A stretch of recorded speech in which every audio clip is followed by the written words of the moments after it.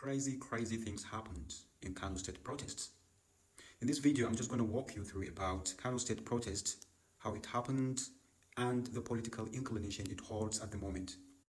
You see, just like every other state in Nigeria, angry Kano residents, they stormed and flooded the city, demonstrating their anger and frustrations over the state of the nation. It's not to everyone that in Nigeria, the economic hardship is currently unbearable, and it pushed people to come out and show the president how they feel about it. At first, the protest started peacefully. You have some activists in the state that led and spearheaded the protests before it was hijacked by some thugs and hoodlums that randomly started throwing stones at the policemen on duty. At this point, there's something interesting. And this is the kinds of stones that were thrown to the policemen seems to be of the same size and not from the place. Because whoever knows the state road in Kano State, you don't have much stones there. And the nature of the stones seems to be collected from somewhere else. So this, among other reasons, gave rise to a massive allegations from people and the state governor as well.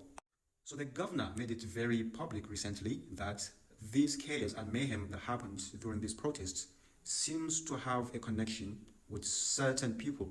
And who are these people? The opposition in the state and their allies. Undoubtedly, this is a huge allegation from the state governor and needs to be substantiated. Of course, many people are saying this is just a blaming tactic from the governor. He's just throwing baseless allegations. However, whoever knows politics in Kano and how oppositions are using thugs for their own selfish interests might give it a reasonable consideration.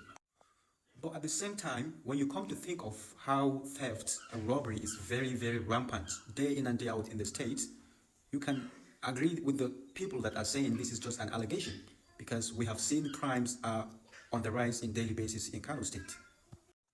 What if I tell you just before the protest was begun, DSS reached out to the protesting leaders on phone, telling them that they should avoid government house area, that's the state road, because a mob was organized. According to reports, a secret report that reached them, a mob was organized to cause disorder in the protest.